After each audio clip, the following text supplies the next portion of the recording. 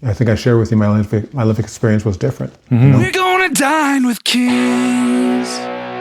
We'll have the finest things. So pretty exciting day for me. Carve our names. Oral and I have become very good friends over the past couple months. Yeah. Yeah. We were introduced by an occupational therapist at the Glen Rose rehab facility. So I'd asked Oral if he wouldn't mind sitting down with me and having a chat. Oral suffered a stroke as well. So we're just going to get a little bit of his story. If you like the content, please like and subscribe to the channel. We'll try and do as many of these as we can. My brother. So the cool thing with Oral that just totally amazed me is Oral's an Olympian. Went to the 92 Barcelona Olympics. Yeah, 92 Olympics, yeah. What made you get into that? Shane, it was I don't know, like maybe it was divine. Like just I went out in 1986 and I broke a 26-year-old provincial record in high school. In high school? Yeah, it was my second or third track meet in triple jump ever. Oh, wow. And I broke a 26-year-old provincial record. I broke a provincial record. And I think up until maybe this year or last year, I still had the record. Oh, it wow. was still Are you there serious? from 1986. So you had some natural ability then? I had some natural ability, Shane, but what really got me going as a triple jumper, because it's a really obscure sport, is... and very difficult. Yeah, it's very difficult. It's challenging. It's tough on the body. So hard. You can actually check out some stuff on triple jumpers on YouTube and stuff like that. They call them the Olympic superheroes because our bone density actually increases and different things because of all the work that we do to try and put the stress on you. You land with 17 to 19 times your body weight on one leg. Wow. For an instant. And then you're off onto the other leg. So you're landing with tremendous forces on your body.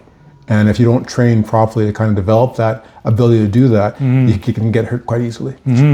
But what got me good at triple jumping, a little bit of natural ability, world-class coaching. Okay. So there was a Hungarian defect that came to Alberta. His name was Gabor Shimony. Gabor was a coach at U of A. And this local coach that recruited me after I broke that provincial record, he connected me with Gabor. And it was amazing. In high school? In high school. Wow. When I was like 17 years old. Phenomenal. And that changed the trajectory of my life. Meeting Gabor. I pick up on things fairly quickly, Shane. Yeah. But Gabor is an amazing coach. Just a little short Hungarian guy, one of the humblest guys I knew. Carl Lewis's coach said that Gabor was an innovator and a pioneer in the sport of track and field. And we didn't, I think a lot of people in Canada didn't realize what they had with Gabor. Like Gabor actually invented a double arm swing technique in triple jump. And what is that? So a lot of guys will hop and step with one arm kind of at a time. Yeah. Gabor had you using two arms at a time. Okay. And you stay on balance and you stay more controlled with that technique. The world record is held by a guy who uses that technique. And he transitioned from the one arm technique to the double arm technique. And within a year, he broke world record. Oh, really? You're just on better balance. And you can control yourself better by having both arms kind of out and then swinging together. That makes sense, I guess, right? It's counterintuitive a little bit. Yeah. But because you run with one arm at a time, you don't run with kind of two arms like this. Right. But when you're hopping and stepping, they're balanced. Using both, you stay on balance, and it's a better technique. And most of the best jumpers in the world will use that technique. Today? Yeah. Right. Yeah. So when did they start switching from one arm to two? I'm not sure when Gabor invented it, but since the 80s, more triple jumpers have shifted towards that technique. Okay. Yeah, since the 80s, for sure. So good leadership. Amazing coaching. Amazing coaching. I had a world-class coaching. Yeah. So that was a difference maker for me. Okay. I think I told you this. My son's middle name is Gabor. I don't think you have. Okay, yeah. That's fantastic. So I named him. Like Gabor was just a And are you still in huge touch with him influence. today? Yeah. With Gabor? So Gabor he passed away in 2003. Oh, sorry. Yeah, passed away in 2003. I got to attend his funeral. Okay. And I flew out there. I wasn't going to miss that. Where was it? It was out in Victoria, in Duncan, BC. Oh, okay, very nice. Duncan, BC. That's a good place to pass. Yeah, beautiful. Beautiful country. Yeah. Beautiful country out there. Yeah. Yeah, we go through there quite often. So then the Olympics, that was a big goal for you? Yeah, it was a huge goal for me, Shane. I think I've told you that it wasn't everything it was meant to be. Everything it was chalked up to be. You know, I would have, at that time, I probably would have traded my life for it in some ways, right? Right. Because that's how obsessed you are with it. Yeah. And that's how driven you are to kind of achieve Well, it's it. the pinnacle, right? It's the pinnacle, and you sacrifice, for an amateur athlete at that time. For an amateur athlete, yeah. Yeah, you sacrifice everything for it. Yeah. And I was doing that. But I think I shared with you my Olympic experience was different. I ended up learning more about drugs in sport than anything else. Right. And I fouled out in Barcelona, which means I stepped over the board 3 times. Right. So I was depressed, and I was, Well, it's so much pressure. You invest so much into it, right? The sacrifices are immense. How many years of your life to get there, and then you have 3 opportunities, a total of probably 30 seconds. Yeah, right. 30 seconds, because like literally my runways are probably less than 10 seconds to do a run up and jump. Less than 10 seconds. I did that 3 times. Yeah. So 30 seconds of my life, I spent years and years and years for 30 seconds of my life to try and hit a board, hit a 20 centimeter board, after 45 meters of running to hit that accurately. And must haunt you, hey? It doesn't haunt me now, but then it totally meant everything to me. Yeah. I was totally depressed, right? And I got to hang out with some other athletes that were there, and I learned a lot about drugs in sport. I had a friend who was, who knew and had kind of prepped me before I went there, and opened my eyes, and I just kind of realized that what he was telling me in a lot of ways was true. And I made some horrible choices. Okay. I decided to go on an anabolic steroid program. Okay. And I ended up getting caught in February of 1993, and I didn't lie about it, Shane. I told the truth. But I had to sit out for 4 years. I had a 4-year suspension. The Olympics I would have been best at, Atlanta, I watched on TV. It's a big price to pay. But a right price to pay. Was it? Yeah. You do the crime, you do the time. 100%. Seriously. As far as I know, Shane, I was the first athlete that actually didn't lie about it. I told the truth. Yeah. And that's because, that was a God thing, because I was suicidal when I got caught. I thought my life was done. Well, just a couple big letdowns then, right? Yeah. My track and field career would have been over, right? And I'm thinking that's what I was living for, was track. Yeah. Right. So I was like, man, go jump off a high level bridge and take your life, buddy. Yeah. So that's where I was. And my brother, told my brother and my coach, who was another great guy, but it wasn't Gabor. It was a sprint coach I was working with at that time, who really helped me get to the Olympics, David Lipong. I told them, and they prayed with me. And God gave me peace. I didn't hear it audibly, but it was like, just tell the truth. That's what I kind of just had this thing, just tell the truth. Yeah. Don't lie about it. Own it, right? Yeah. So the thing is, Shane, I could have lied about it easily. You know why? Because my ratio, I never tested for any metabolites of anabolics. I tested off my ratio. So every testosterone to testosterone. Yeah. And my ratios were different on the tests that I had. They weren't even the same, but they were above the legal limit, and barely, very barely. So I could have easily lied about it. Yeah. But I didn't. I didn't deny it. I didn't lie about it. I told the truth. Do you regret that? Not at all. No, good. Not at all. It was a good change for my life, brother. Yeah. No, it was a good change for my life. Was that a pivot point? Huge pivot point. Yeah. I started getting back to my Christian roots and ended up marrying my girlfriend. We were married for over 23 years. Yeah. And I just changed my life. I kind of committed my life to the Lord again and just really changed my life around. So it was huge. So you were spiritual before that? I was, but I was living a double life. Right. I was on the fence. I was partying. I know well. Yeah. I was partying and doing what I wanted to do, but I just didn't. I believed in God, but I just didn't follow Him. Yeah. Yeah. And then, so now you've dealt with a couple of tragedies then? Yeah, What'd you do next? So, like I said, I got engaged to that girl and we got married, and I started working for a company, a flooring company, and ended up becoming a partner with that company and got into sales. Right. And just a lot of things kind of changed my life around. And eventually I went back to the sport in 1997. Oh, you did? I did. Oh, so wow. I went back and I competed. I actually jumped a personal best in 1997 and won my first international medal. I won a silver medal at Francophone Games in Madagascar. In Madagascar. Yeah, in Madagascar, and that was cool. But the thing that was neat, the thing that was best, I guess, about it was, I was recognized as a different person. They said, "Oh, he's a born again guy," you know. Yeah, okay. And they recognized, cause you know, back in '92, I was the guy who knew where all the best parties were. Right. I was, you know, like literally, I would get to know bouncers and different people at bars. Yeah. And I would tell everyone where the after party was going to be after we finished competing. I was pretty good at getting people together to go party. And then you know, after that, I became just a different guy, you know. And you know, I really did a lot of work trying to repair the damage I did. I didn't realize the impact I had on people, Shane, until I got busted. You know, my teammates crying and you know, like just people. I didn't realize the impact I had on people, Shane, until I got busted. And then I realized really quickly that, wow, I had a pretty big impact on a lot of people. A lot of people looked up to me. And I just was pretty selfish, not thinking about anybody else but myself, right? But pride is destructive, isn't it?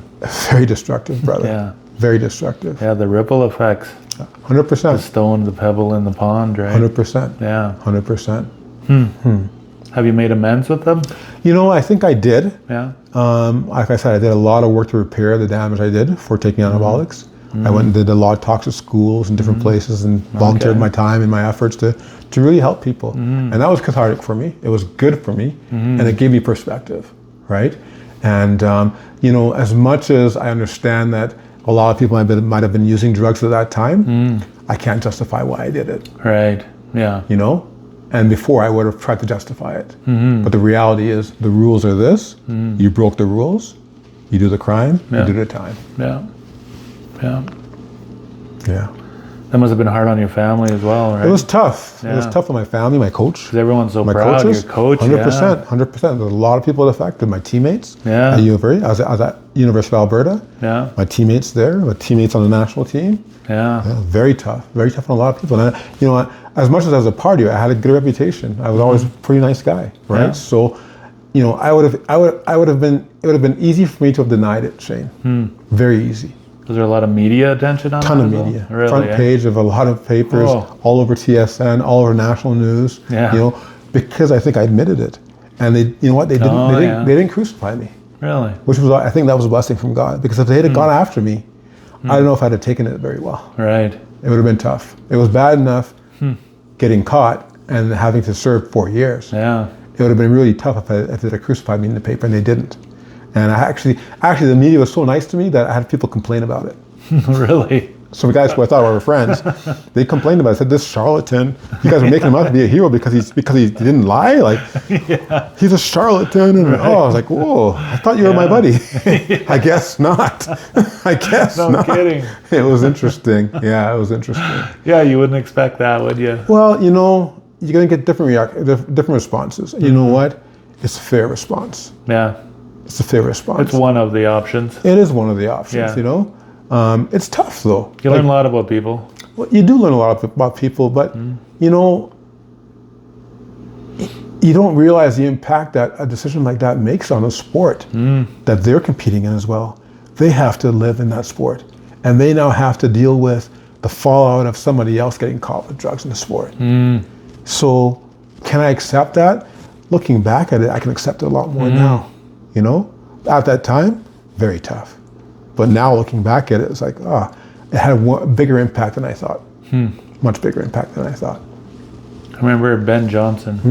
I know Ben. Do you? Yeah. So Ben actually got caught the second time, right around my time. Oh, wow. Okay. So I was kind of paired with that a little bit. Yeah. And people were getting a little nervous about that. But, you know, anyhow. So much publicity. Oh, yeah. So 88 was the bad one. Yeah. But 92, he got caught again after Barcelona as well, you know. But, you know, good guy. Yeah. And a lot of good stuff there. And, you know, got the raw end of the deal. Because if you look back at the history, I think there's a 30 for 30. Every athlete except for Calvin Smith, I think, in that 100 meters in Seoul, every single one of them tested positive for anabolics over their career. Every single one of them. Yeah. You know? I'm so fortunate that my mistakes didn't carry publicity with it. Yeah. It's a little different. Yeah, it is a little different when it goes public. Yeah. Maybe that's why I'm so transparent now. I've walked the gamut, so it's just it doesn't matter to me that much anymore. Really. Yeah. So Could that have been preparation for your future tragedies? Yeah, you know what? You know what, Shane? I think so. Yeah. It's interesting. I think that I look back over my life, like being a triple jumper, being able to land on both sides of my body and being familiar with both sides of my body. Yeah. I look back at the media and whatever else and just kind of dealing with the highs and the lows, I look back at all that stuff and I feel how God prepared me for this time of stroke recovery. Right. Like who would ever have thought that I'd be a guy 56 years old, suffering a stroke Yeah. and being paralyzed, losing the entire left side of my body. No movement, no Probably sensation. never even a consideration. Oh, man. So when I was having the stroke, I think I told you this, I was arguing with my buddy who I was playing golf with. Right. I was arguing, I said, Luke, you're crazy, man. I'm not having a stroke. Oral, sit down and shut the F up. You're having a stroke. And this wasn't very long ago. No, last year, May 8th, 2024. Yeah. May 8th, 2024. Yeah. Out on a nice summer day. Beautiful night, we were golfing. Yeah, golfing with a buddy, And like I told you, the thing that was crazy about it is I was supposed to be picking up my car that night. I'd have been driving home on Anthony Hinde at that time, When you would have had it. I really see how I've been very blessed in this. Extremely blessed, extremely fortunate in this. Yeah. Like I really think that's the hand of God just looking out for me. So why am I still around? Yeah. I'm still around for a reason, brother. And there's something more. Yeah, Yeah. And my belief is let's just try and do the best each day that I can. And really get after things each day, starting at home, Right. and then taking it from there. What did you tell me earlier? Yeah. So Do you mind sharing that? Yeah, no, not at all. Cool. So something that God has put on my heart, brother, is this whole idea of authenticity. So authenticity is where your reputation and your reality are the same. So the people that know you best get the same version of you that everybody else gets, that you project out there. Especially being a sales guy. Yeah. You want to be a good guy and people get along with you and everything else. Yeah. I want my children and my wife to get along with me first. Right. And for them to see this good, happy-go-lucky sales guy, that's a good guy that everyone loves, at home. So that's where the focus and energy is number one, right? 100%.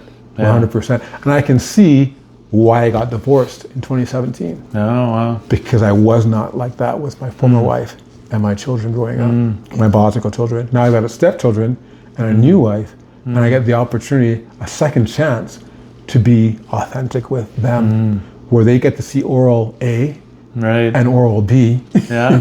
Oral A is a jackwagon, oral B is a nice guy. People brush their teeth with him. That's so good.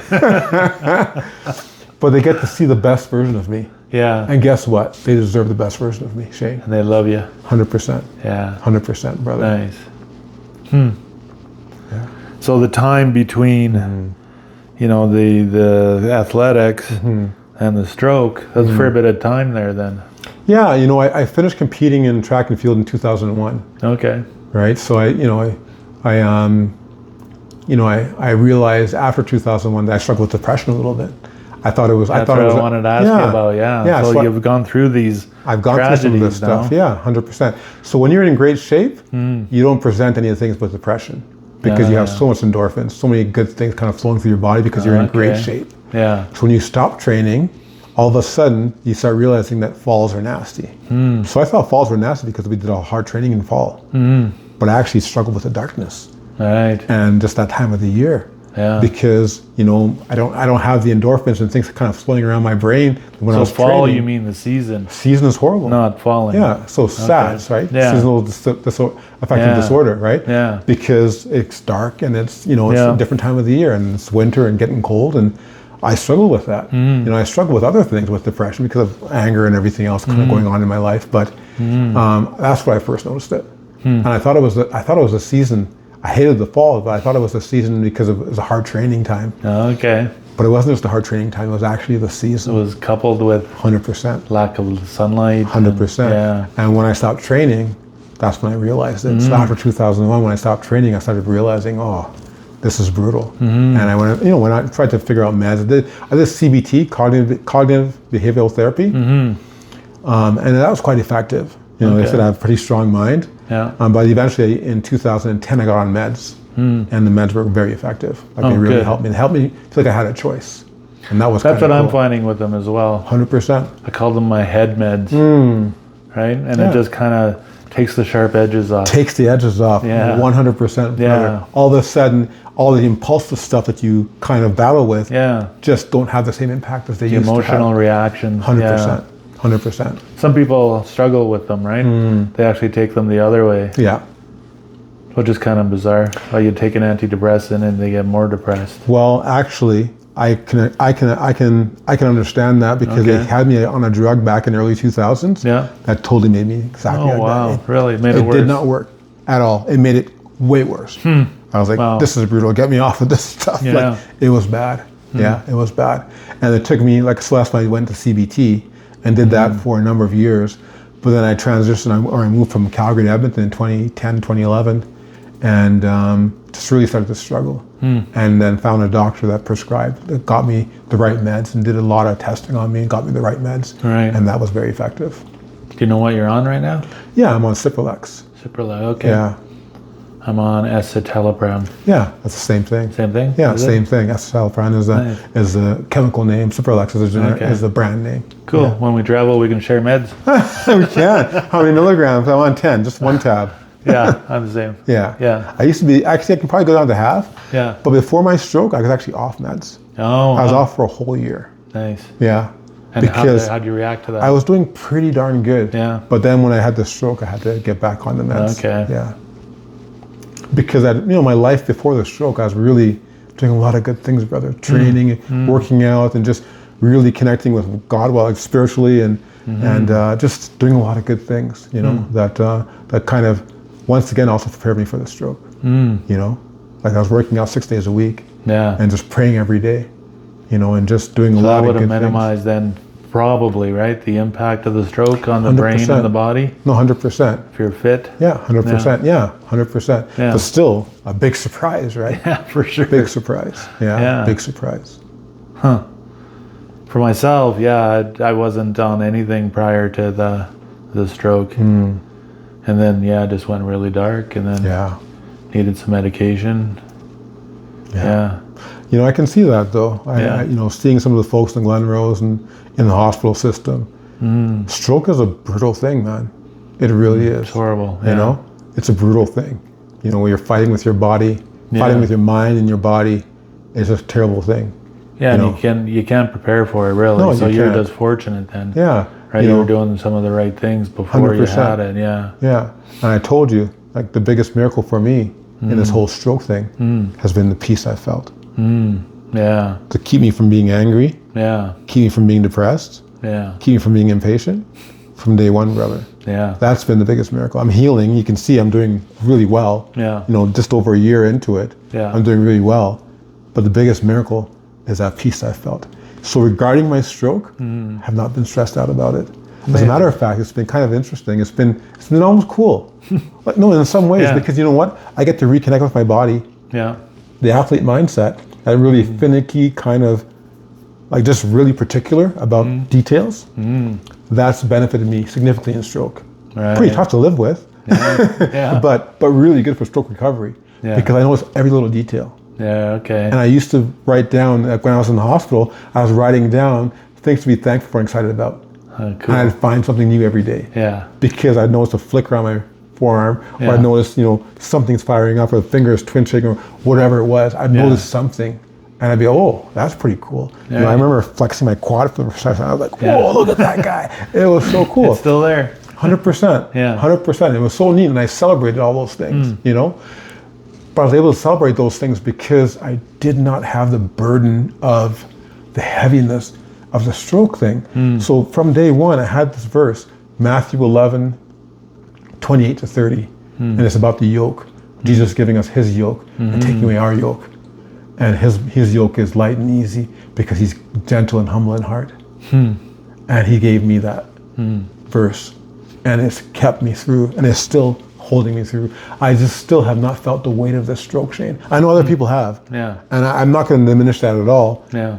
But I thank God that, especially in my personality type, like that type A driven type of personality, Yeah. I thank God that I haven't experienced it because I'm not sure what it survived.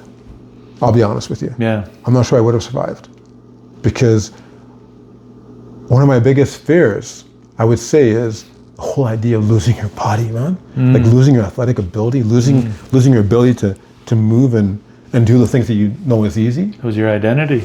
Big part of my identity. Yeah. It wasn't my identity at that time, Right. but it was a big part of my identity. Right. And for me to lose that, Yeah. I would have thought that was definitely one of my biggest fears. Yeah. And it hasn't been that bad, actually, brother. Yeah. It really hasn't. It's been kind of interesting. That curiosity kicks in, and then just kind of this intrigue with the whole thing, and this just the meetings from great people like yourself and other people I've met that I would never have probably had the time and day for. Totally agree. Yeah. It's been incredible. Yeah. It's been incredible. The humility, the vulnerability, and the disability, leaning into those three things in different ways, and accepting them, and then journeying through them. It's been great for me. Yeah. Pride's definitely been a big thing for me that I've struggled with, and this has definitely put a good check on it for me. Yeah, big check on it.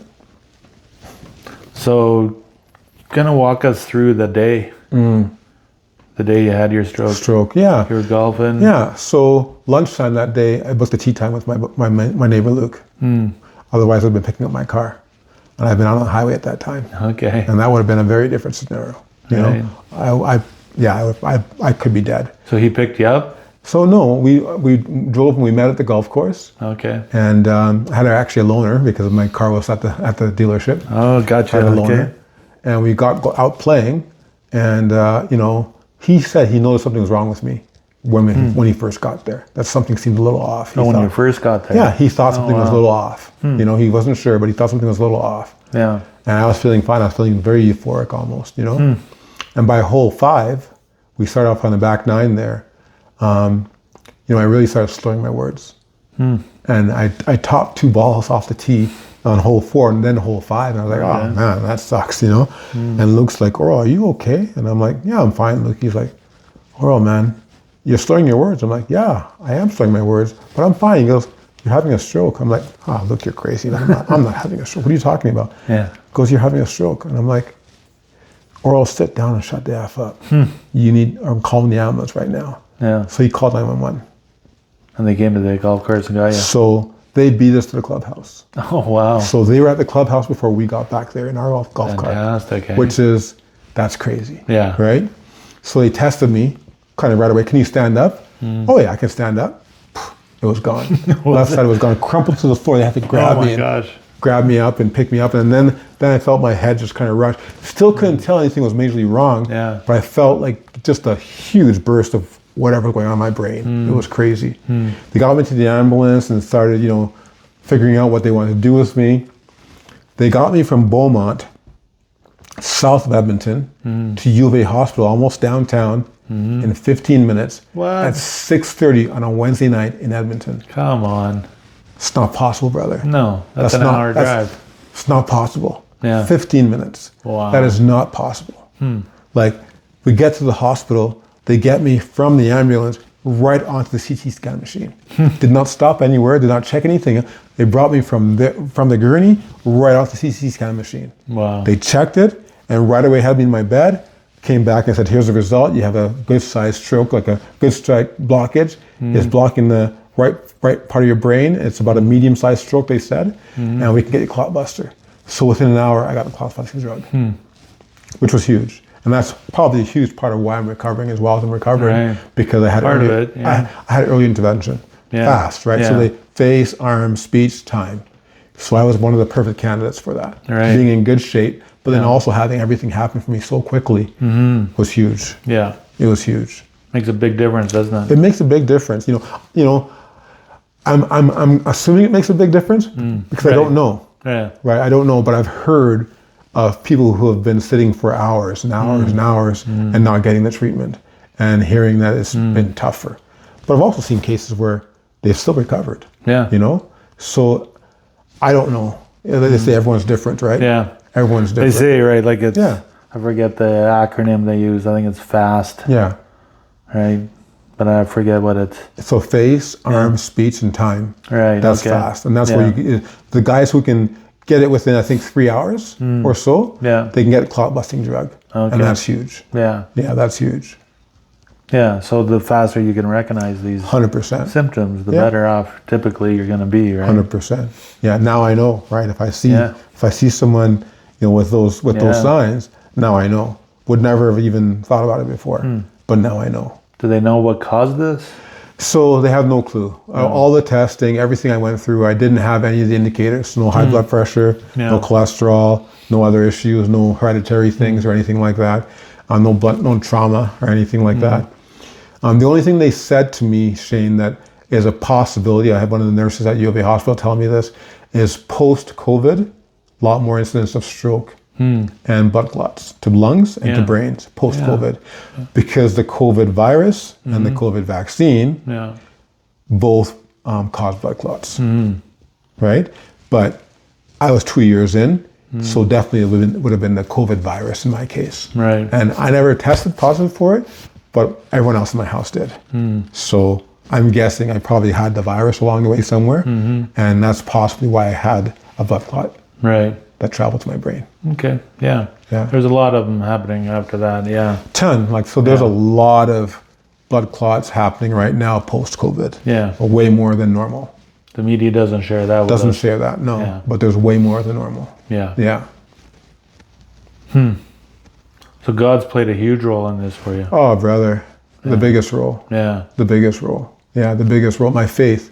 So I have a new meaning for the FAST acronym. Okay. Faith, Yeah. attitude, surrender, and thankfulness. So this is how FAST is how you get recognized or get assessed for stroke and getting into the system. Yeah. How you recover from a stroke properly is faith, Okay. Yeah. your attitude, Yeah. surrendering to it, Yeah. and then being thankful Right. for all the little things along the way. And if you can, I think if you can implement those things, Yeah. I think you have a really good chance of having a good, successful recovery process because it doesn't burden you, right? And like I said, for me, it's been the peace that I've had, and I've been able to focus on so many things to be thankful for. I've Critical, isn't it? Well, I've had the right attitude. Ask all the OTs and PTs that worked with me at Glenrose. Yeah. What was Oral like to work with? Yeah. I think I was a joy for all of them. Yeah. Because I was having a good time. I was pushing them, and I was working hard, and I was just like, okay, what do I need to do to get better? Yeah. That was my attitude. I've tried to make that mine as well. 100%, brother. Yeah. No, 100%. Yeah. And you do that, and you show up every day willing to work hard and bust your hump. Makes a and huge difference. They see that, and you see that, and you see results. Yeah. And guess what? You see the results, guess what? You keep wanting to do more, right? You got it. 100%. Yeah. And they do as well. 100%. Right? 100%. Getting that positive feedback from 100%. them. Yeah, they're all over Their that. efforts are being rewarded, right? 100%. Yeah. Because they see enough of the bad attitude. They see enough of the giving up. Yeah. They see enough of the complaining. Yeah. They see it enough as a woe is me. Every day, all day. And I don't deserve this. Yeah. They see enough of that. Yeah. So when they see someone that's totally opposite to that, Yeah. they jump all over that. They gravitate towards They that. definitely do. I'm not sure if I'm supposed to say this, but the reality Say is, anything here. I'm going to say it. Yeah. I was checked out of the Glenrose on June 13th. I got into outpatient care at the end of June. I didn't get released fully for outpatient care until April 1st. Okay. They kept on increasing. They kept on adding time to me. Yeah. Because I was healing, I was recovering quickly, and I think because I was having a good attitude and I was working my butt off, Shane. Yeah. They see that I was continuing to work, so they kept on trying all these different things with me to see if it would work with me. Yeah. And I was signing up for anything to help me, but also help them. Yeah. I signed up for it. I said, yeah, sign me up for it. Take advantage of those opportunities. 100%. Yeah. If it can help me out, but also help somebody else who might have a stroke, why not, brother? Yeah. Why not? Yeah, I hear you. Yeah. Yeah. It makes a big difference. Yeah. And that effort is rewarded both for us physically. Yeah. Progress a little faster than we probably would have. Absolutely. Definitely faster than we would have. At the same time, it's kind of I struggled with, just wanting to get home. Right? But I really put my nose to the grindstone and did the same thing. Like every single program that was available, 100%. I wanted it. Yeah. Yeah. And I wanted those weights being put up every time, every week. Yeah, and good for you, Like, brother. let's get some progress here. Absolutely, and good for you. That's the kind of stuff. That's the kind of work ethic you have to have. Yeah. You know, that's an Olympian mindset right there, brother. The Biker Olympics. Yeah, no, 100%. Like that's the competitive side of you, whatever it is. Like I'm not going to quit on this. I'm going to bust my hump and get it done. Yeah. Right? Yeah. I think some of us are just kind of wired that way. Wired that way. No, definitely. And there's a few people I know that are. So I'm blessed to have that. Yeah. Absolutely, brother. Yeah. It's huge. It's great for stroke recovery. It is. It is. Yeah. A couple things are God, loved ones. Yeah. And that positive attitude. And 100%. having that tenacity. 100%. A bit of an edge to you. Yeah. Yeah. 100%. Those are all fantastic things for stroke recovery. I remember in my room, my kids, my daughter put up a collage of a bunch of pictures of my biological children, my stepchildren, and our whole family. Oh, nice. So I got to see that every day I came back to my bed. It means so much, doesn't it? I keep saying to all the OTs and PTs and nurses and the Glenrose, that's what I'm fighting for. That's it. Yeah, you got it. Yeah. And it was awesome, brother. Yeah. You know, I know your granddaughter came in and saw you quite a bit. Yeah, she'd make me cards. Oh, man. A brochure. That'd be pinned up on my walls. That's what I'm fighting for, right? That's you know what you're fighting for. Yeah. Yeah. Yeah. I guess that goes with any kind of recovery, right? Yeah. Cancer recovery, addiction recovery, stroke recovery, all of it. You have to get your head in the right spot. And having faith for us in God. Yes. But having faith in anybody's God, I guess. You know, our God's probably better than everybody else's. I believe so. I believe so. Yeah, I believe so too. But they just being humbling yourself and I think so. You know, surrendering to it, right? Or accepting it, right? Accepting it, surrendering to it, just accepting it. Yeah. Right? Your attitude. Yeah. Right? If you can have a positive attitude, you know, bring that positive attitude each day. Right? And then, man, look for stuff to be thankful for. Because there will be. There is. And if you can. Far more than we initially think there are. And when you can jot those down or whatever, remind yourself. And I was doing that. I was writing them down. I was journaling when I was in the Glenrose there. And just, you know, writing down those fantastic things. And the smallest little things, but, you know, there's so much to be thankful for. There's something in that act of writing it down 100%. As well, right? Makes it more concrete in our 100%. Brains. It etches it in, crystallizes it. Yeah. Absolutely. Yeah, that's critical. I do that with my goals and for my gratitude as well, for my thankfulness. Yeah. That's awesome, bro. Write it down. Yeah. They say if a goal is not written down, it's a wish. It's a wish. Yeah. You're right. You're absolutely right. Yeah. Yeah. I remember doing a lot of that stuff for training and stuff like that, and back in the day and things like that. You know, and I do some of that a little bit still, but maybe not quite as much as I used to. I'm maybe a bit more, bit less anal about stuff. Yeah. A lot more just kind of practical. Yeah. You know, but showing up each day. Right. Making sure that I show up each day. Yeah. Yeah. Oh, you do. I can tell. Yeah. Absolutely. Yeah. Absolutely. And it's rewarding for ourselves as well. It is. We get something out of it. Not just the physical aspect of it, but the mental health side of it as well. Blesses your family, brother. Yeah. It blesses your family. Yeah. They see you working hard. They see you pushing through. Yeah. They see what they know where you've been. Yeah. They know what's kind of happened. Yeah. And they're seeing your attitude. They see you pushing it through. It blesses them. And, you know, I think you and I are both this way. We want to take care of our family. 100%. Right? Yeah. So if I can have my attitude checked and I can bring my best game to work hard, to fight for them, it blesses them. It does. And that's how I get to protect them as well. Yeah. You know, and I thank God for that. Yeah. And I think that's kind of where what I think my legacy is now is, man, nothing's going to keep my dad down. Right? That's the example that I want to set for my kids and my grandkids. 100%. Yeah. Yeah. So it is our time to shine as well. 100%. Right? You know, and they know that they're a big part of what you're busting your butt for. You got it. Yeah. Right? They know that. Yeah. And that's important. It is important. Yeah, because we love them, care for them, right? Oh, more than anything. Yeah. Yeah. Absolutely. That's cool, brother. Do you find that the stroke has made you better in any ways?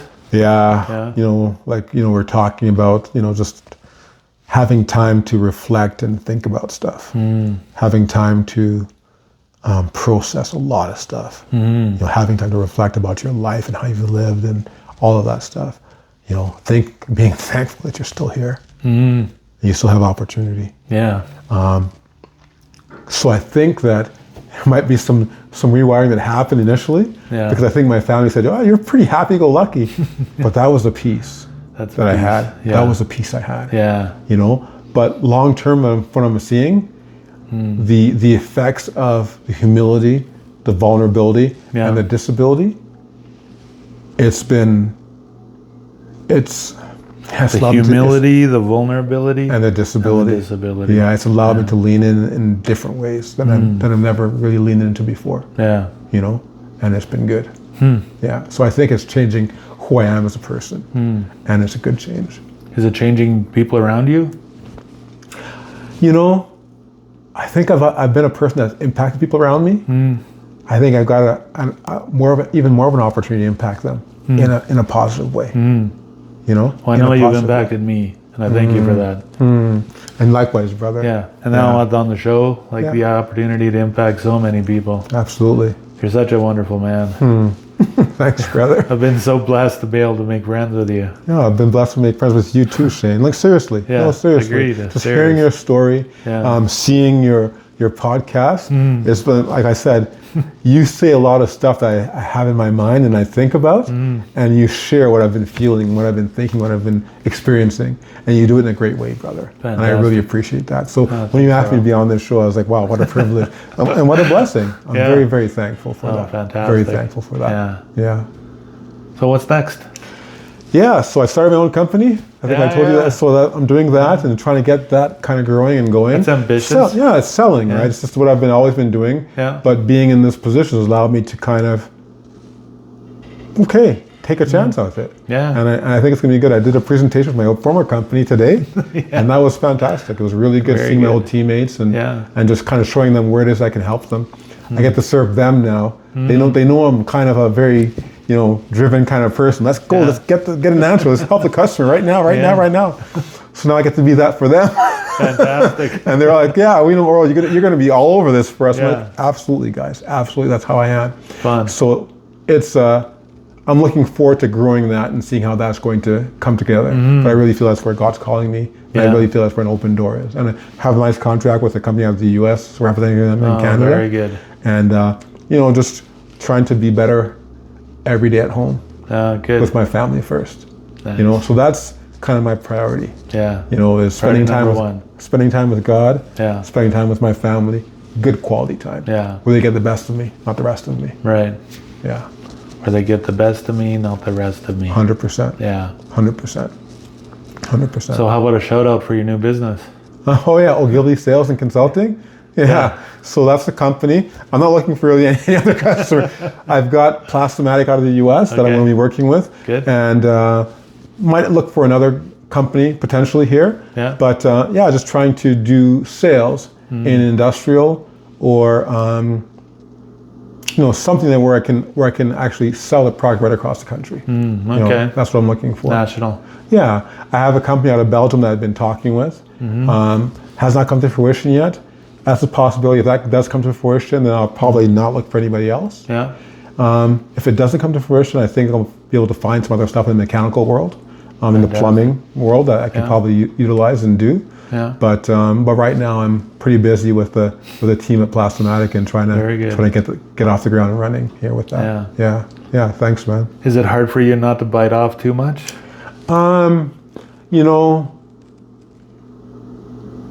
I'm probably the type of person that usually bites off a bit more than they can chew, but I'll find a way to make it work. Good. Because I'm driven. Yeah. Right?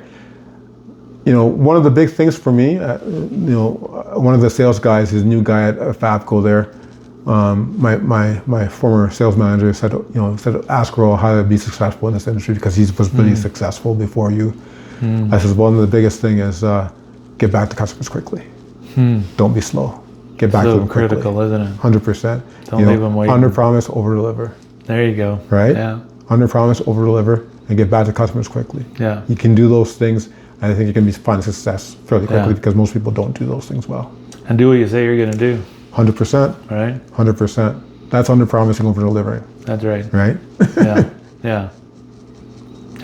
Yeah. This is great. Thank you so much. Yeah, for sure, brother. Thank you. Appreciate you, man. You do. That's my friend Oral Ogilvy, ex-Olympian, stroke survivor, and just a good all-around guy, a lover of God and a lover of family. If you like the show, give us a thumbs up, subscribe. I'll throw my email on there. If you want to reach out to Oral, just shoot me an email, and we'll talk soon. Dine with kings. We'll have the finest things. Carve our names in stone. We'll never die unknown.